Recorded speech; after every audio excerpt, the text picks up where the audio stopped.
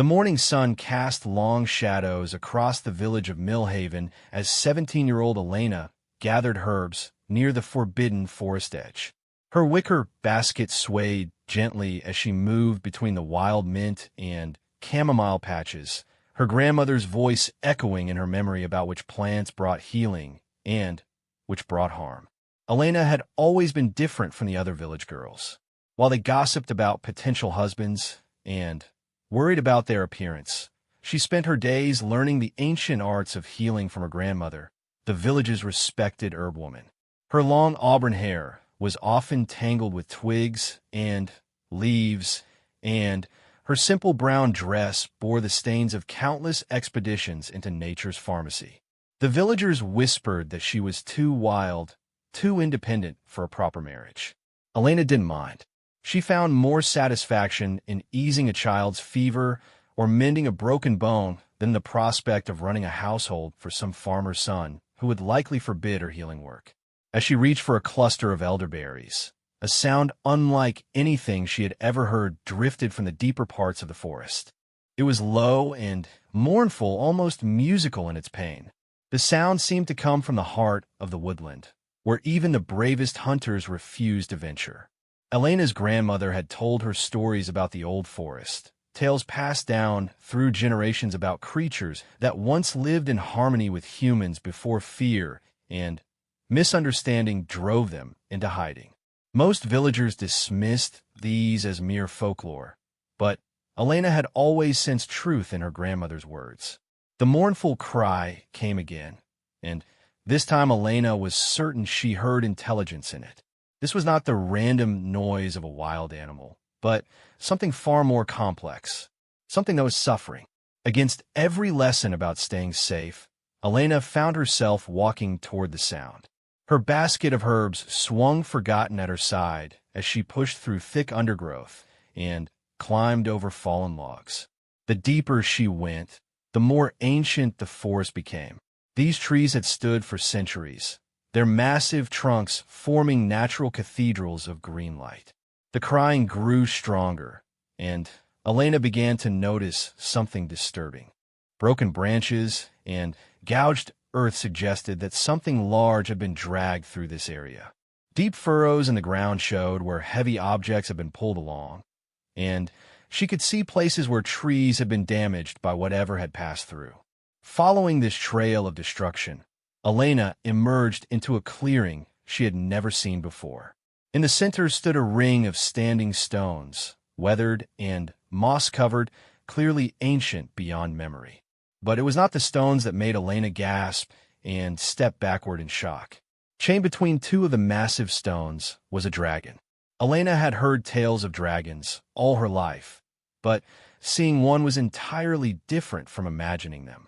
The creature was magnificent and terrible at the same time, easily 30 feet from nose to tail.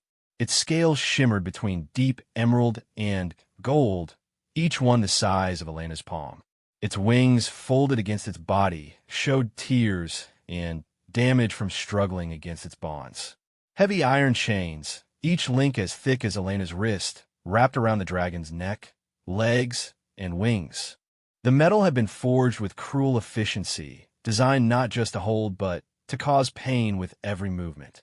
Where the chains touched, the beautiful scales were dulled and damaged, and Elena could see areas where the iron had worn away skin and flesh. The dragon's great head lifted as Elena approached, and she found herself looking into eyes that held depths of intelligence she had never seen in any creature. They were golden with flecks of green, ancient and weary, filled with a pain that went far beyond physical suffering. For several heartbeats, Maiden and dragon regarded each other across the clearing. Elena felt no fear, which surprised her. Instead, she felt an overwhelming sense of sadness and righteous anger at the creature's treatment. "Who did this to you?" she whispered, though she did not expect an answer. To her amazement, the dragon's voice filled her mind, not as words but as thoughts and images that somehow became language she could understand. The mages of the High Council, the dragon's mental voice was deep and melodious, tinged with exhaustion. They came in the night with spelled chains and binding circles. They seek to drain my life force to power their grand spells.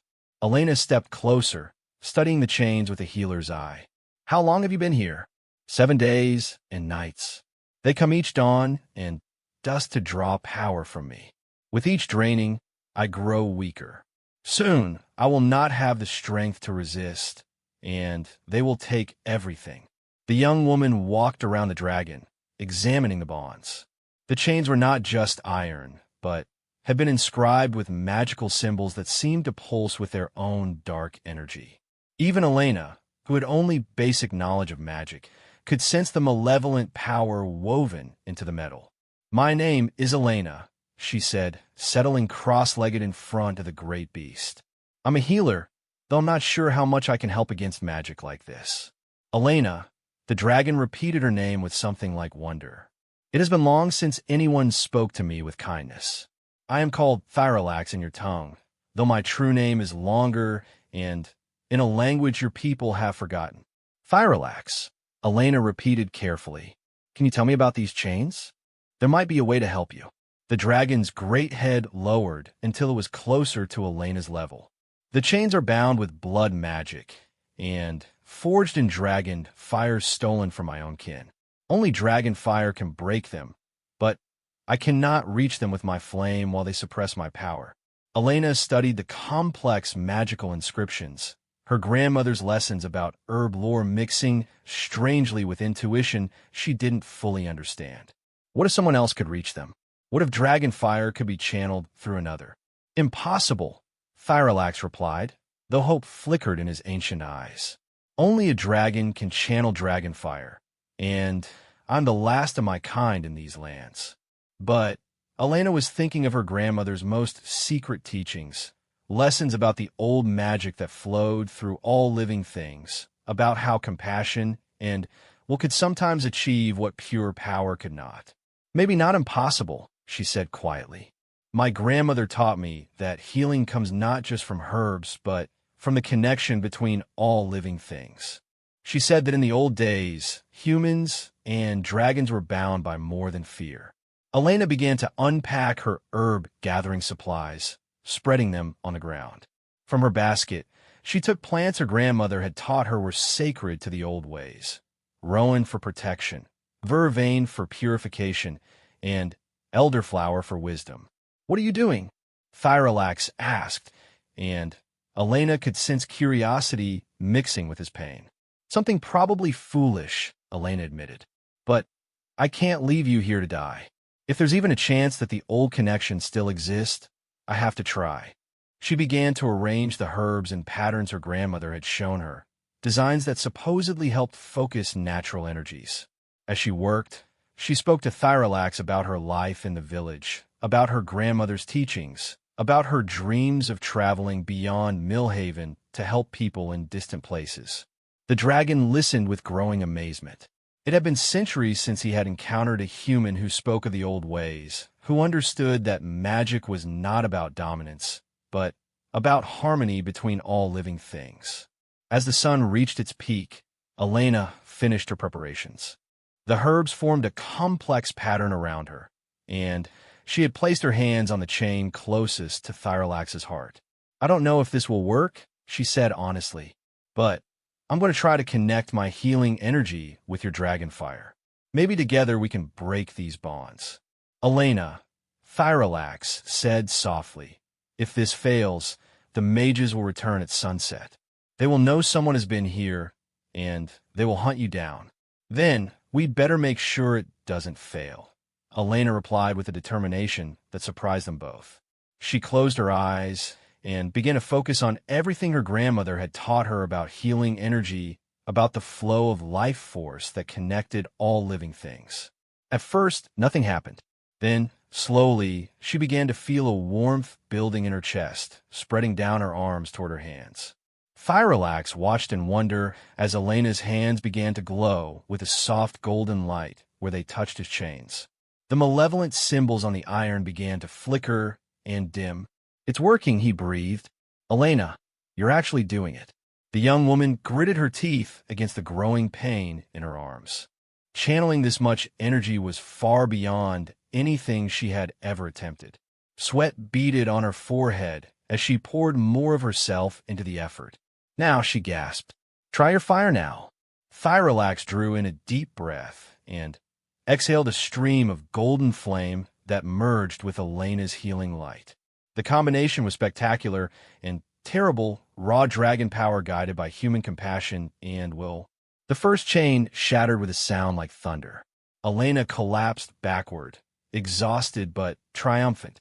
Thyrollax stretched his newly freed wing with obvious relief, but they both knew this was only the beginning. "Rest," the dragon said gently. "You have done more than I dared hope, but there are 5 more chains, and each one will be harder to break than the last."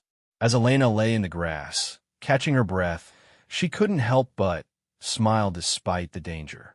She had found something today that she hadn't even known she was looking for.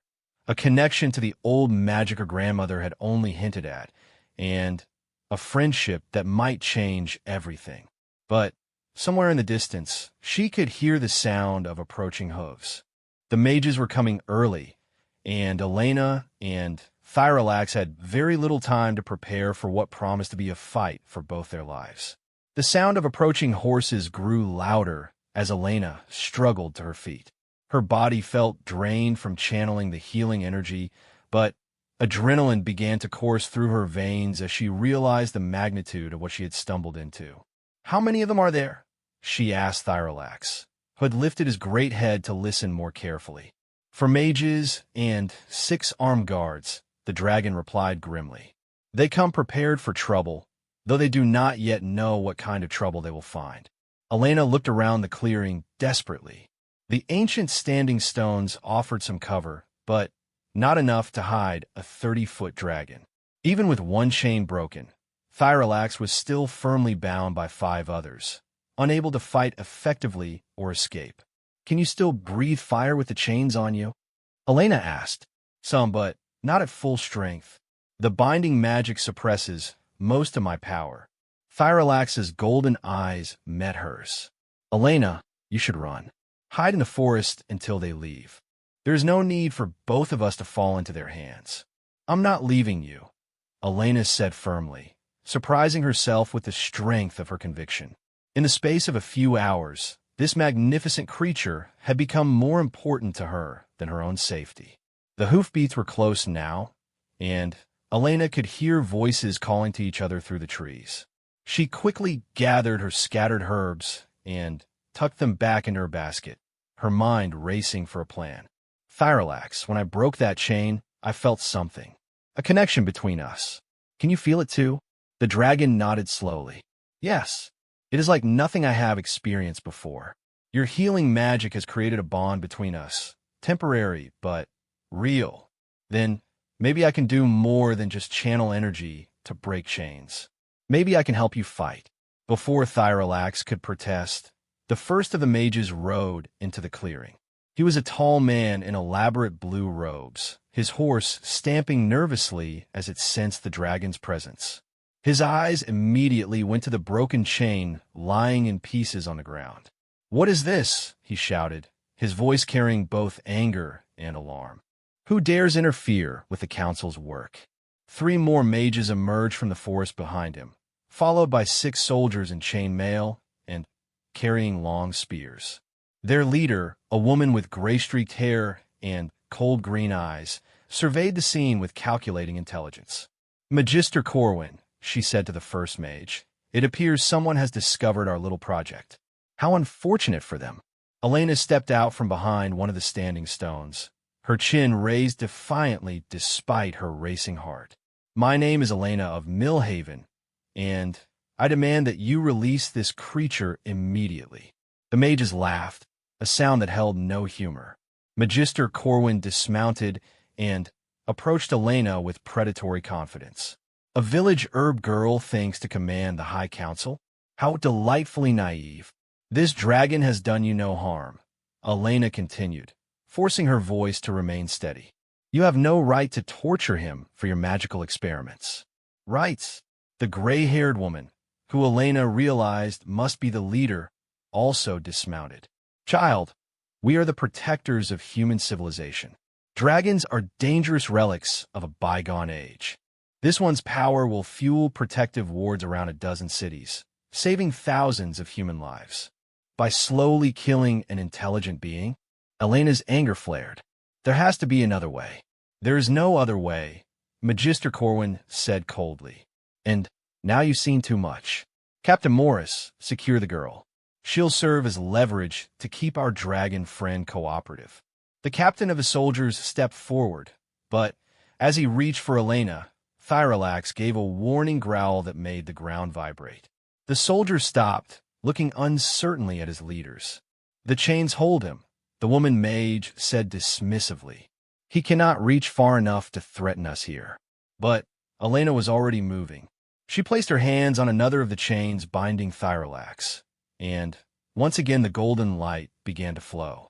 This time, however, she felt the dragon's power joining with hers much more quickly. The bond between them had grown stronger. "Stop her!"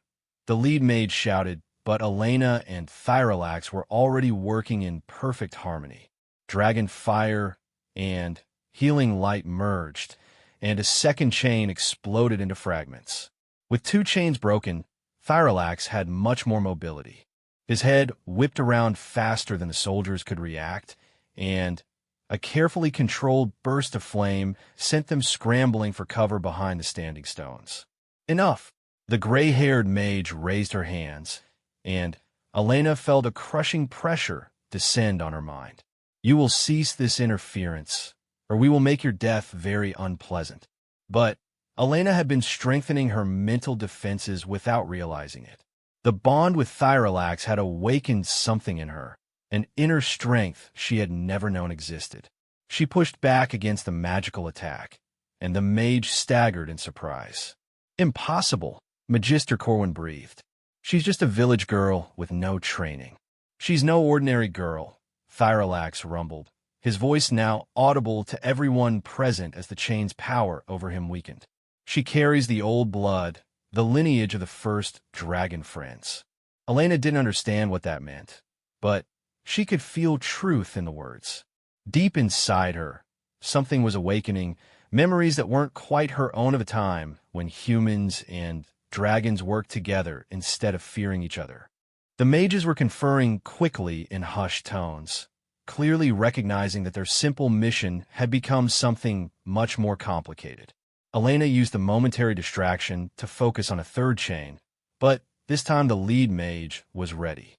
A bolt of crackling energy struck Elena in the chest, sending her flying backward against one of the standing stones. Pain exploded through her body, and she tasted blood in her mouth. "Elena!" Thyrilax roared, and his fury was terrible to behold. Even bound by 3 chains, the dragon's anger made the very air shimmer with heat. "The girl lives, dragon, but that can change quickly," the lead mage called. "Cease your struggling, and she will not be harmed further." Elena struggled to her feet, using the ancient stone for support. Her grandmother's voice seemed to whisper in her memory about the old stones, about how they had been placed by the first peoples to focus and amplify natural energies. As her hands touched the weathered surface, Elena felt a surge of power unlike anything she had experienced before. The standing stone was not just rock, but a reservoir of centuries of accumulated earth energy, waiting for someone who knew how to access it. "You want to play with real magic?" Elena said, her voice carrying new confidence. "Let me show you what the old ways can do." Elena placed both hands flat against the standing stone and opened herself to its power. Energy flowed into her like a river breaking through a dam, and she felt her connection to Thyrilax strengthen dramatically. Through their bond, she could feel his amazement and growing hope. The mages sensed the change immediately. "She's drawing on the stone's circle," Magister Corwin said with obvious alarm. "How does a village girl know the old techniques?" "It doesn't matter," the leader snapped. "Kill her now before she becomes truly dangerous." But Elena was already moving, faster than human reflexes should allow. The The stone's energy had enhanced not just her magical abilities, but her physical ones as well. She rolled aside as destructive spells sizzled through the air where she had been standing, then sprinted toward Thyrollax. This time, when she grasped the third chain, the dragon's fire and her amplified healing energy shattered it instantly. With 3 chains broken, Thyrollax could rear up to his full height, and the sight was magnificent and terrifying. "Now you begin to see what you have awakened," Thyrollax said, his mental voice filled with grim satisfaction. "Elena, can you reach the chain around my neck? It is the master binding that controls the others." Elena nodded, but reaching the neck chain meant getting much closer to the battle. The soldiers had recovered from their initial shock and were advancing with their spears, while the mages prepared more powerful spells. Together, Elena said, meeting Thyrollax's golden gaze. The dragon lowered his great head, and Elena leaped onto his neck, clinging to his scales as he reared up again. From this height, she could see over the heads of their attackers and had a clear view of the chain that bound his throat. But she was also an easy target. Magical bolts and spear throws filled the air around them as Elena pressed her hands against the master binding. This chain was different from the others, inscribed with more complex symbols and radiating active malevolence. "It's fighting back," Elena gasped as pain shot through her arms. "The chain is fighting back." "Hold on," Thyrollax told her. "I will give you everything I have left." The dragon drew in the deepest breath of his life and exhaled not just fire, but the very essence of his draconic nature. Elena felt the incredible power flowing through their bond, more energy than any human was meant to channel. The master chain began to crack, its evil symbols flickering and going dark one by one. But the effort was destroying Elena from within. She could feel her life force being consumed by the massive energies she was directing. Just as darkness began to close in around her vision, Elena heard a new sound. More hoofbeats, but these approaching from a different direction. Through her fading consciousness, she saw her grandmother riding into the clearing on her old mare, followed by half a dozen of the village men. "Grandmother?" Elena whispered in confusion. "Hold fast, granddaughter," the old woman called. "Help has arrived." What Elena hadn't known was that her grandmother was far more than a simple herb woman. As the last keeper of the old ways in the region, she had felt the awakening of ancient powers and had come as quickly as she could, bringing with her the few villagers who still remembered the true history of human-dragon cooperation. The mages found themselves suddenly outnumbered and facing opponents who knew the old magic. Elena's grandmother began chanting in a language that predated the common tongue, and power flowed from her, and the villagers toward Elena and Thyrollax. With this additional energy supporting her, Elena made one final effort. The master chain exploded with such force that everyone in the clearing was knocked to the ground. When the dust settled, Thyrollax stood free for the first time in 7 days. The dragon's roar of freedom and gratitude shook the forest for miles around. But Elena, drained beyond all endurance, collapsed unconscious in the grass, her grandmother rushing to her side. The mages, seeing their magical bonds broken and facing a free dragon plus reinforcements who clearly knew more about the old magic than expected, made the wise choice to retreat. As they rode away, their leader called back a threat about returning with more power, but for now, Elena and Thyrollax were safe. As Elena slowly regained consciousness, she found herself cradled in Thyrollax's gentle claws while her grandmother checked her vital signs with practiced skill. "Will she be all right?" the dragon asked anxiously. Elena's grandmother smiled as she looked up at the magnificent creature. "She'll recover. The girl has more strength than she knows. But her life has changed forever today. The old blood has awakened in her, and there'll be no going back to her simple village life." Elena stirred, looking up into Thyrollax's concerned golden eyes. "We did it," she whispered. "You're free." "We did it together," Thyrollax replied gently. And now, Elena of Millhaven, we must decide what comes next. The mages will return, and when they do, they will bring more power than we can resist alone. Elena struggled to sit up, her grandmother supporting her. Around the clearing, the villagers were examining the broken chains with wonder, many of them seeing a dragon for the first time in their lives. Then, we don't face them alone, Elena said with growing determination. If the old blood has truly awakened, if the bonds between humans and dragons can be restored, then maybe it's time to remind the world that there are other ways than fear and dominance. Thyrollax's eyes gleamed with approval. Spoken like a true dragon friend. But are you prepared for what that path will cost? The High Council will not give up easily, and they have resources we can barely imagine. Elena looked around at her grandmother, at the villagers who had come to help a creature they barely understood, at the magnificent dragon who had become her truest friend in the space of a single day. "I'm ready," she said simply. "Whatever comes next, we'll face it together." But even as she spoke the words, Elena could hear distant thunder rolling across the sky, though the day was clear. Thyrollax lifted his head, his expression growing grim. "They return already," he said quietly, "and they bring storm magic with them. Elena, my friend, I fear our greatest test is yet to come." The storm clouds that gathered overhead were not natural.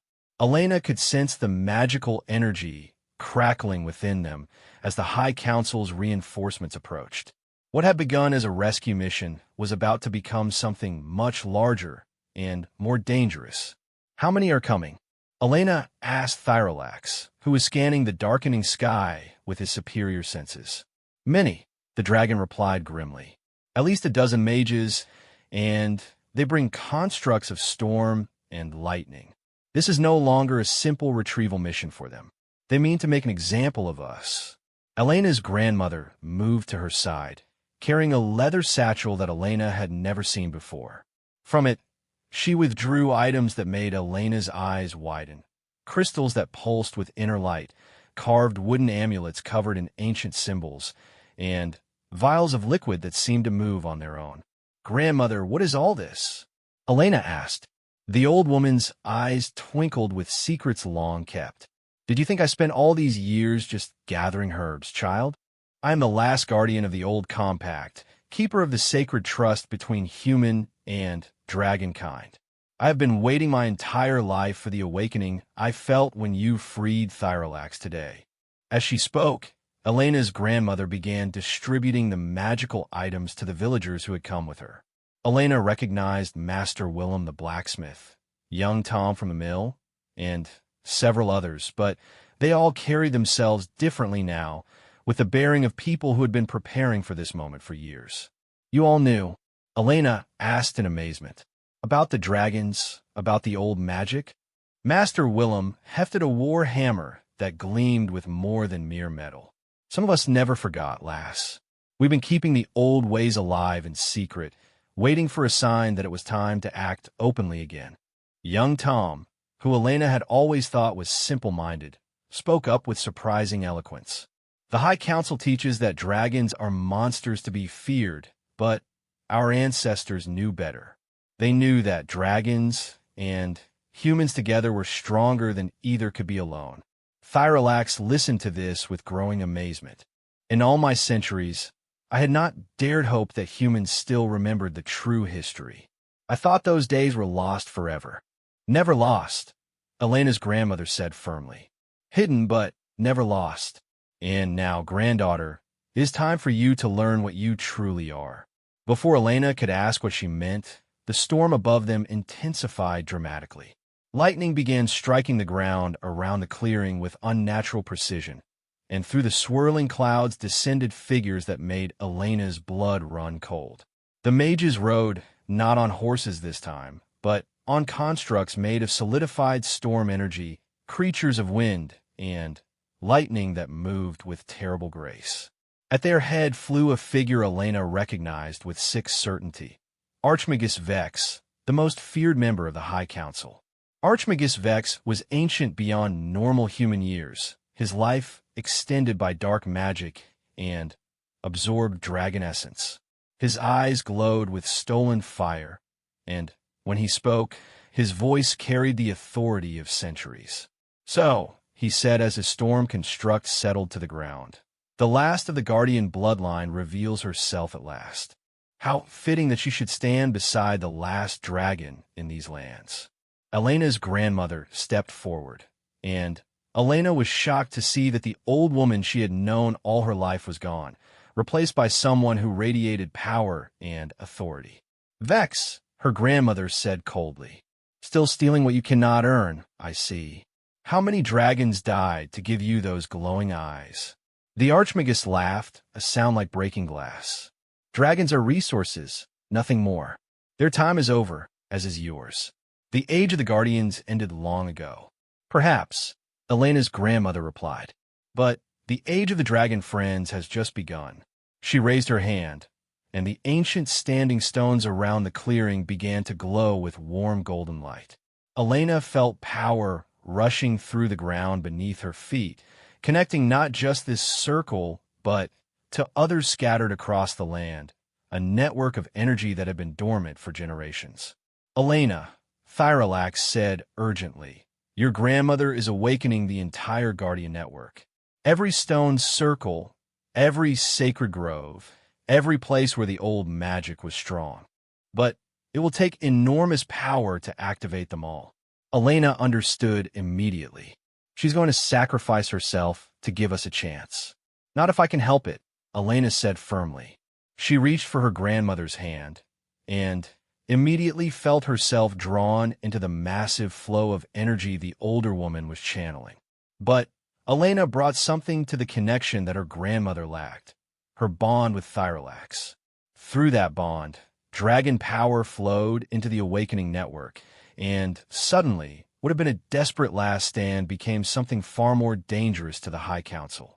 Across the land, stone circles that had been silent for centuries blazed to life.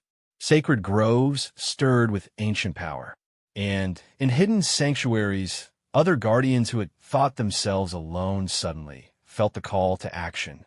Archmagus Vex felt it too, and for the first time, Elena saw real fear in his stolen dragon eyes. "Impossible," he hissed. "The network was broken centuries ago." "Broken, but not destroyed," Elena said, stepping forward with new confidence.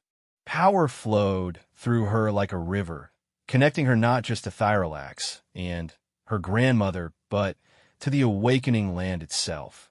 "You made one crucial mistake, Archmagus. You forgot that magic is not about taking, but about giving." Elena raised her hands, and light erupted from the standing stones and pillars that reached the storm clouds above. The artificial storm began to break apart as natural forces reasserted themselves. Seeing their magical advantage dissolving, the mages attacked. Bolts of destructive energy filled the air, but they were met by the combined efforts of Thyrilax, the awakened villagers, and Elena's growing power. The battle was magnificent and terrible. Elena found herself moving with inhuman speed and grace, deflecting attacks while channeling healing energy to her allies. Thyrilax fought with the fury of centuries of imprisonment, his flame burning away the council's constructs like morning mist. But it was the awakening network that turned the tide. As more stone circles came online, other dragons emerged from hiding places where they had slept for decades. One by one, they took to the sky, following the beacon of Elena and Thyrilax's bond. The first to arrive was Mercuria, a silver dragon Elena sensed was Thyrilax's sister. Behind her came Bronzewing the Mighty, Starfire the Swift, and others whose names rang like music in Elena's mind as Thyrilax introduced them through their shared connection. Archmagus Vex watched his advantage disappear as dragons filled the sky above the clearing. His carefully planned assault had become a rout, and worse, his own mages were staring at the magnificent creatures with expressions that looked more like wonder than fear. "This is not over," the Archmagus snarled as he prepared to retreat. "The Council will not allow this rebellion to spread. Then, the Council will learn what their predecessors discovered long ago," Elena's grandmother said, her voice carrying across the clearing despite the battle's noise. Dragons and humans united are a force that cannot be broken by fear or hatred. One of the younger mages, a woman Elena had not seen before, suddenly dismounted from her storm construct and knelt in the grass. "Forgive me," she called to Thyrollax. "I was taught that dragons were monsters, but I see now that we were the monsters all along." Her action created a ripple effect. 2 more mages followed suit, then a third. Even some of the council soldiers laid down their weapons and stared in awe at the dragons circling above. Archmagus Vex saw his forces crumbling and made a desperate choice.